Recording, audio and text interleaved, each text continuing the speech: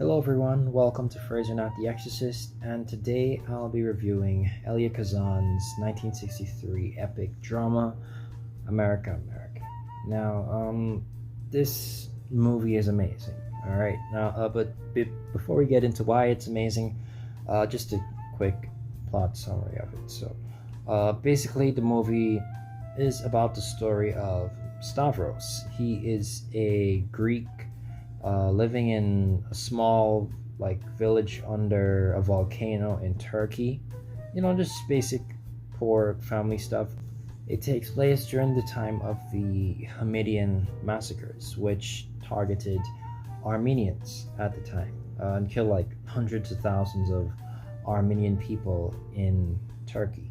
Well, I'm not sure if it was just Turkey, but the movie partially set in Turkey, and they were killed in Turkey. So yeah, basically Stavros lives in this place that has both Greek and Armenians living there, right? But they're both subject to this very tyrannical government structure that wants to especially kill the Armenians. And so he has this friend, and they want to go to America together because, of course, back then and even now, to a certain degree, America is seen as the land of opportunity. So, and Stavros' only dream in life at that time is to go to America, like many other people, right? But during the Hamidian massacre, his friend gets killed, and that's just kind of like the last nail in the coffin. So he decides right there on the spot he's gonna go to America. But right before he leaves, when he's about to tell his family goodbye, his father tells him about his plan to basically save their family, because even though he himself sold out basically to the government to not only save his son's life but to save his entire family, because that's the only way that he sees that they can be kept safe. Even he can see that won't last very long, and that once they're done with the Armenians, they could also move on to the Greeks, which they are Greek. So basically his plan is to send his son Stavros with every valuable thing that the family has and send him to the capital city of Turkey, which is Constantinople. Pretty sure I'm saying that right. Which in modern times is just called Istanbul. So just Istanbul basically. And but of course, even though Stavros wants to go to America, he cares very deeply about his family, so he goes along with his father's plan.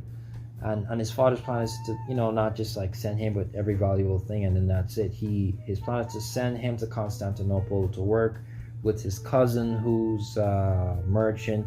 He sells rugs and stuff, and to basically send him to work for his cousin and build a business to move out the family one by one, group by group, until the whole family is moved out up into Constantinople, where they will be more safe than they are in this village under this tyrannical government, right? So of course he goes along with the plan, but of course this is a lot of pressure on Stavros, right? And basically the movie is about him being betrayed time and time again, just basically learning about life, because throughout all the years of his life he's just lived in this one small village, so he doesn't really know much about the outside world. So it's this really big fish out of water situation where he learns many hard lessons of life and just gets beaten down, then brought back up, and then beaten down, then picked back up again, until he becomes this not exactly, selfish in a way, but mostly just independent, just you can't count on anyone but yourself kind of person. It's just his journey to fulfill his dreams of wanting to go to America and just learning about life, in this really big epic story. That is the most confusing way that I could have possibly explained the story, but that, it's basically it. So yeah, moving on to why I think this movie is amazing. All right, first off, let's start with the acting. The acting from everyone in this movie is really, really good. Of course, being that this is a movie all the way back in the 60s, before even before my parents were born, not all of the characters are played by like actual people from Turkey or actual Armenians, actual Greeks. The main actor is actually Greek, but most of the actors and actresses are just American actors. Like some are Jewish, are they are Jewish. The director, Elia, he wanted to choose people, especially Jewish people, like people who would have just had ancestors and stuff, like who would have gone through similar immigrant situations as Stavros in the story. And not sure how close it is to that, but most of them, aren't actually Greek or Armenian, but that is to be expected. That is just how things were, I guess. But I mean, like it's not like excusing it or anything, but it's just what it is, basically. So yeah, that didn't bring the story down or anything for me, because everyone played their roles with a great deal of respect, a great deal of seriousness, which was very necessary. And just everyone just did a great job overall. Just a really, really great cast involved here, especially with the lead actor. I can't really pronounce his name that well. What was his how do you pronounce it? Status Gialelis. I shouldn't even attempted that, but it's his name. All right. So yeah, so other than the acting, the cinematography is just beautiful throughout the entire film. The landscape shots that they were able to pull off, even though it is in black and white, as some movies still were back in the 60s, it's still a very beautiful film, and they really did a great job with, especially with the lighting in scenes, to really, tell a story and tell of how Stavros was changing throughout the story, even without using words, because Stavros, especially as the film goes along, becomes a man of very few words. Because the world as a whole just hardens him inside, so he really keeps to himself a bit. He's really not very trusting as the film goes along, right? But and so it made more sense for the cinematography to get more creative, especially with the lighting and the shots that they were able to pull off in just absolute silence and just the absence of words, to still tell a well put together and just well crafted story, right? But speaking of story, that is the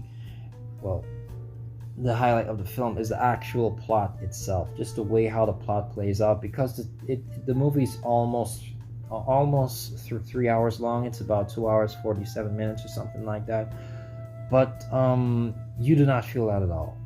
Watching this from front to back, it just floored me, because it really hit home close to me, because I myself, I'm not an immigrant, at least not yet. I hope to be an immigrant, which sounds weird, but I really do. I myself would like to go to America sooner rather than later for actual opportunity, which is what attracted me to this film in the first place, because it's a story about someone who wants to go to America, the land of, the rumored land of opportunity really, really badly, and that is, and I was like, hey, that's something I want to do as well. This should be a good story. And just seeing Stavros learn these hard lessons, get broken down and taken back up again, and broken down and taken back up again, and just how desperate and just how much of his dignity he's willing to sacrifice to fulfill his dreams, and just, you know, like people that he leaves behind, and just what he goes through and keeps on going through, and just how long it takes, just how long the process takes, and how slimy some people can be throughout life for no good reason at all. Just seeing his journey just like kept me glued to the screen the entire time. It is a very captivating story, and it's just like it's beautiful, it's sad, it's just every amazing heartbreaking thing just put together, because like literally from the very beginning of his journey, when he has all of his family's valuables on him, as soon as they gave him all of this stuff and him not knowing anything about the world, I knew something was going to happen, but I didn't think it was going to happen that quick and just how it did, because like literally the first person outside of his village that he interacts with stabs him in the back, like the guy who's given him like a basically a raft ride across the river to get to dry land on the other side, tries to steal his money, like he starts pushing the donkey into the river to like sort of like, you know, like sort of keep Stavros focused on the donkey so that he can steal his money.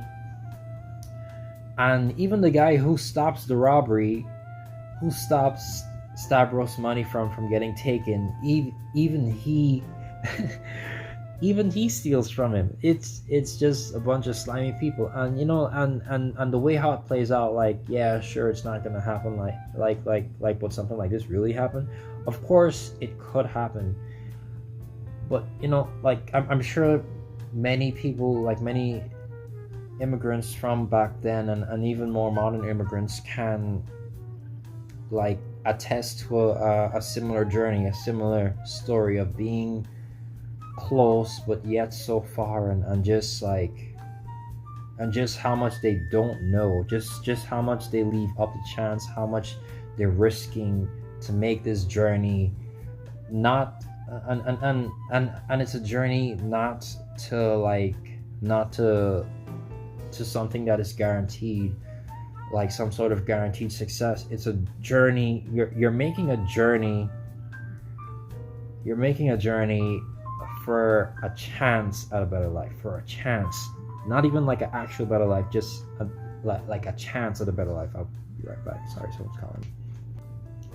So yeah, the story is a very personal and captivating one, and it's really just kept me just glued to the screen the entire time as I was watching America.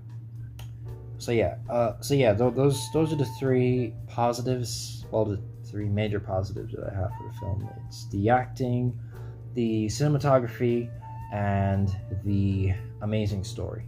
Now, as far as problems, honestly, I don't really have a problem with the movie, but if anything were to be considered a problem for me, it would just be this one little thing about the movie that just kind of rubbed me the wrong way. And it's the ending of the film. I'm not sure why they chose to do this, but they did it. But you know, just spoilers, just in case. But honestly, even if I were to like spoil the entire film, I would still recommend it, because it's really just a very captivating and just amazing experience that I think everyone should have of watching this movie. But my one problem with the film is the ending, where the director himself, Ella I can't. Wow, I just said his name like a couple minutes ago. Elia Kazan. Elia Kazan, in the end, basically narrates the end of the story, because the last shot of the film is, well, which way? What was the last? It was either Stavros shining shoes or him just arriving in America, but I'm pretty sure he was shining shoes in America at the end there. Yeah. Anyway, and that would have been like a perfect shot to just kind of pull out from, or just fade out from, and then say the end or something like that, right? So that's a really simple ending. But Elliot comes in and narrates the end of the film, and I want to bring up exactly what he says. I'm on Wikipedia now. All right. Yeah. All right.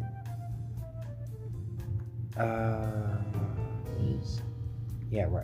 Right. So basically, remember that the initial plan between Stavros and his entire family that his father had for them was to send Stavros, since he is the eldest of the children, send Stavros to Constantinople to work with his cousin to build this whole better life, build this business, and then just gradually move out the entire family so that they can be safe and wealthier and happier, right? Just live a safe life. But that doesn't work out, because by the time Stavros gets to his cousin, he has nothing, because everything's either been used up or just like stolen from him, and just terrible stuff basically. So he has nothing when he gets to his cousin, right? And his cousin writes a letter to the family telling them that Stavros showed up with nothing, everything was robbed of him and stuff, right? But then Stavros sends them a letter saying that, hey, my cousin's basically a slob, right? He sleeps all day, doesn't have any sort of business going on. He just sleeps all day, and so I lied, telling him that all the stuff was stolen so that I could work on this other plan that I've got going on to get you all out of there, right? Which kind of puts his family at ease, right? Which of course is a lie, of course, but he in an even further letter, he just keeps lying to them, telling them that, like basically, yeah, things aren't really working out, but they're all right, and I'm still gonna help you out, I'm still gonna get you all out of there, basically keeping their hopes up with these lies, right? But by the and then, all right, just. And this all will come to a thing at the ending here, okay? So basically, right, like in the third act, I'd say, Stavros gets into basically the best position that he's ever been in his entire life. He is in the most opportune position to help out his family, right? He's about to marry into this really rich merchant family. He's about to have this beautiful wife and have all these kids, and he's in the best position possible to move his entire family out for them to have this great life in Constantinople, right? But he doesn't want to do it, right? Because even when he's like introducing himself to the family and talking to everybody, he's feeding them lies as well, saying that because the father doesn't want the family to move anywhere, he wants them to stay right there. So Stavros can't move or anything like that, right? He wants his family to stay right there, but Stavros, of course, still has this inner dream, this inner desire, just this burning fire inside of him that wants to move to America, that wants to go to America, live in America, land of opportunity, right? And so he kind of strings them along to this plan. Well, not plan. He strings them along thinking that he's gonna marry the daughter, but at the last minute, he just could not go through with it. He confesses to his soon-to-be wife that he can't marry her. He wants to go to America. he has to go to America. He won't wait another second. There's this. Oh, that's a whole other thing. I shouldn't have to explain that. He runs away from the most opportune position to help out his family, to follow his dream to go to America. Okay, right? Good. And the fact that he did that was a great plot point. It shows just how badly he's willing to risk it all, just how badly he's willing to even leave this very comfortable position to get a chance, just a chance at success in America, right? Okay, all makes sense, all great, everything goes along. And then through even more hardship and more, like death and stuff and all that, he finally gets to America. He's kissing the ground and everything.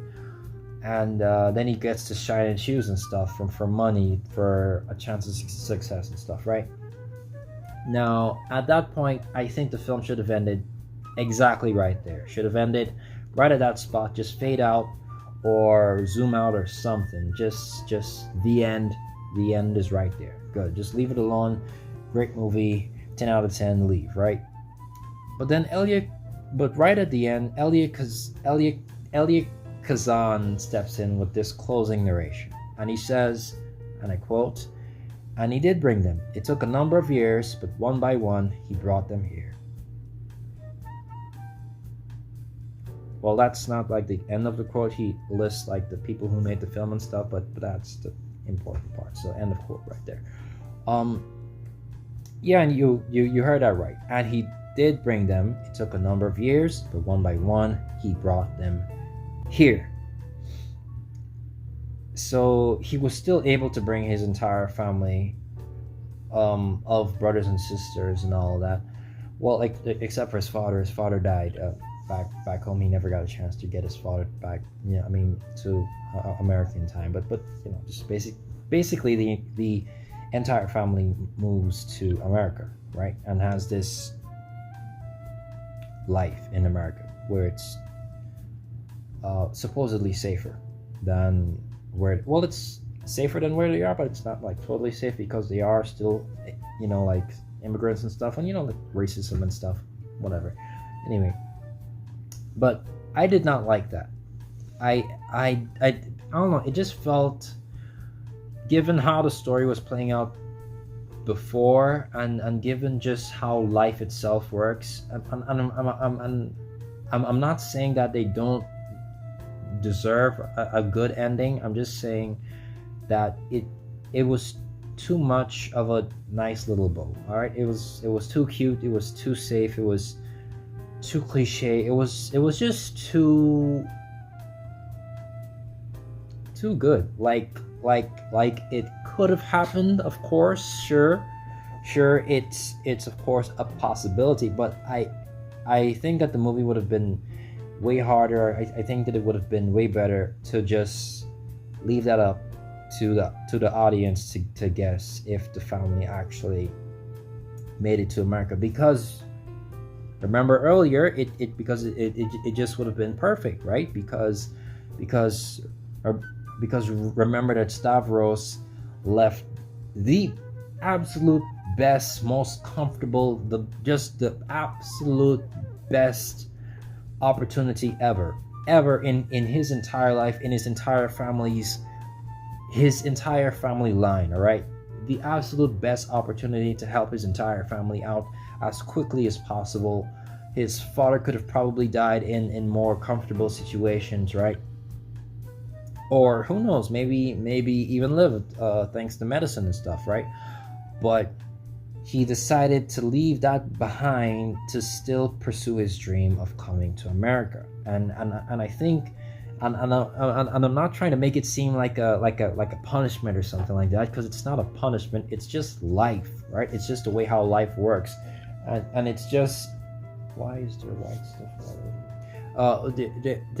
It's just the way how life works, and I think that it would have been way it would have hit way harder the overall message if it wasn't told to us that his entire family did indeed make it to America, did indeed get the better opportunities in life. I think it should have remained anonymous. I think it should have remained in the shadows.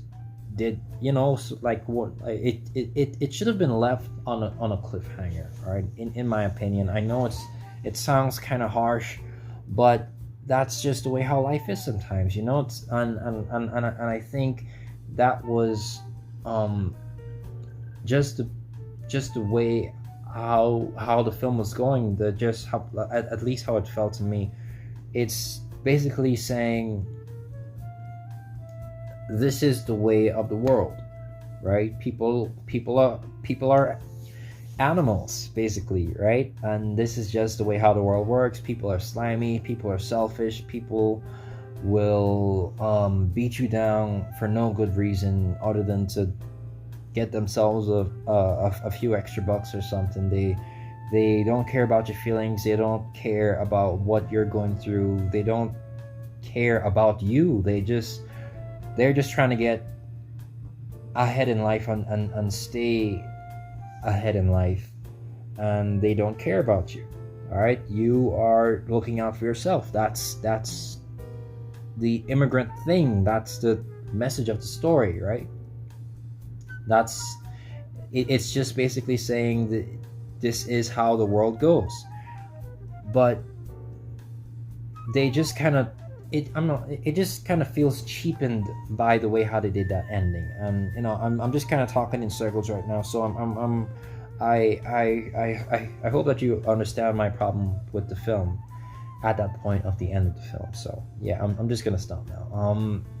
And that's basically it. We're about to hit the 30-minute mark. We will not hit that 30-minute mark, I swear. So this is the end of my review. Basically, I think this is an amazing movie. Even though that I have one problem with the film, I don't hate it or anything like that. I still love it. It's still it's probably one of my favorite films of all time, honestly. Well put together, well acted, great cinematography, amazing story, just a really well put together personal tale that just hits right home for me right here. So yeah, I definitely recommend it to each and every single age demographic. Each and every single person on this entire planet should watch Elia Kazan's America America at least once. So yeah, definitely recommend it. I'd give it overall about a solid 9 out of 10. Could have been a 10, but that ending just did not sit the best with me. So yeah, that's basically it. Thank you for watching. This has been Fraser, not the Exorcist. Don't forget to like, share, comment, subscribe. I hope you enjoyed the video. I hope I didn't drag things out too much for you. I hope you understand everything that I said. So this has been Fraser, not the Exorcist. And I'll see you all next time. God bless.